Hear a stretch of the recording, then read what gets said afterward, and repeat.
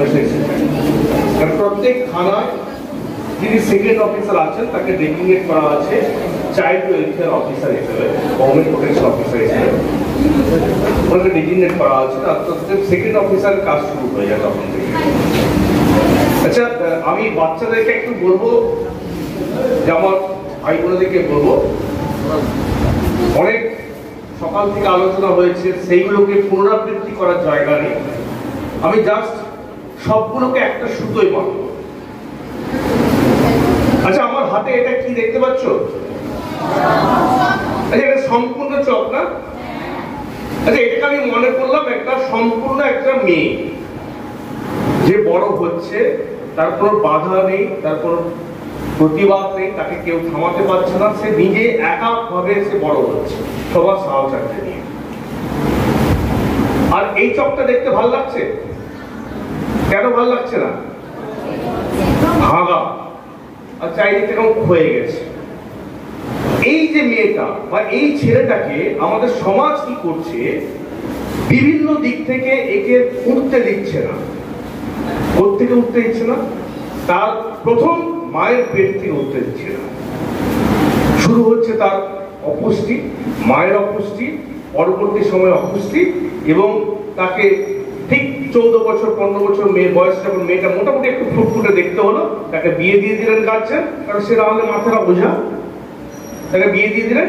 আর আমাদের কাছে সবচেয়ে বড় কঠিন জায়গা যখন আমরা দেখি একটা 14 বছর 15 বছরের মেয়েকে আপনারা বিয়ে দিচ্ছেন, আমি যারা গার্জেন আছে আপনাদের কাছে বলি যে যখন 14-15 বছর অর্থাৎ অ্যাডোলেসেন্ট পিরিয়ড, ম্যাডাম যেটা বলছিলেন, অ্যাডোলেসেন্ট পিরিয়ডে যখন মেয়েটা বড় হচ্ছে, যখন দেখতে শুনতে খুব ভালো, তাকে কি করলেন? আপনি বিয়ে দিয়ে দিলেন।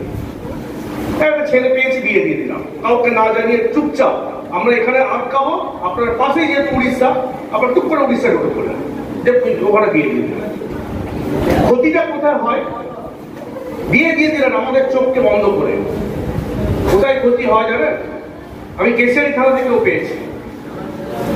সেটা হচ্ছে 14 বছরে বিয়ে করলো, 15-16 বছরে যখন মায়ের বাচ্চা হয়ে গেল, বাচ্চা হয়ে যাওয়ার পরে সেই মা রুগ্ন, সেই বাচ্চা অপুষ্টিতে ভুগছে।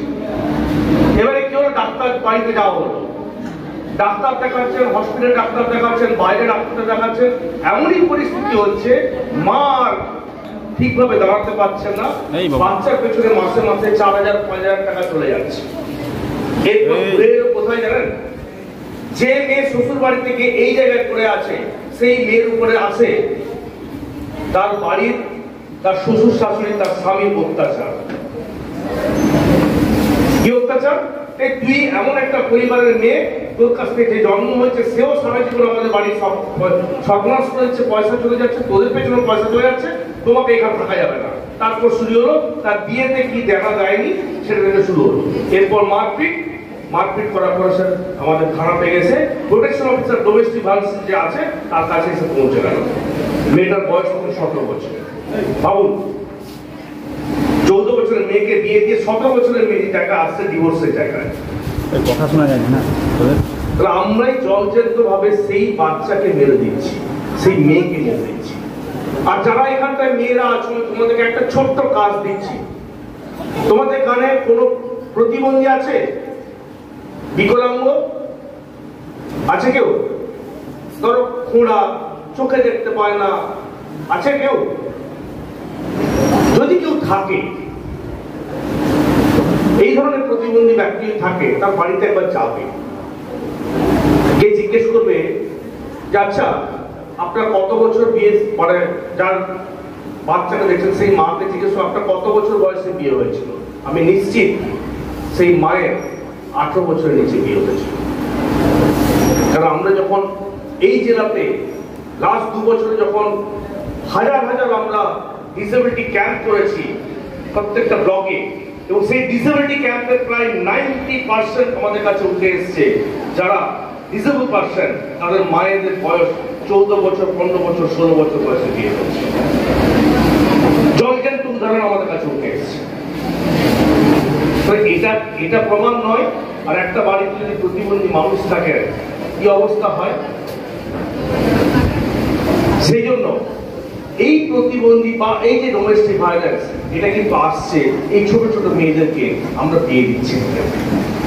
তারপর আমাদের প্রধান শিক্ষক মহাশয় বলছিলেন যে এখানে যারা মায়েরা আছেন, সেই মায়েরা বা যারা গার্জেন আছেন, বাবা আছেন, আমরা যারা এখানে উপস্থিত আছি, আমাদের সময় যখন আমরা অ্যাডোলেসেন্ট পিরিয়ডে ছিলাম, আমাদের কাছে বন্ধুস্থানীয় কোনো কাকা বা কোনো দাদা আমাদের অ্যাডোলেসেন্ট পিরিয়ডের সময় যে সমস্যা হতো এটা কোনো আটকানোর নয়।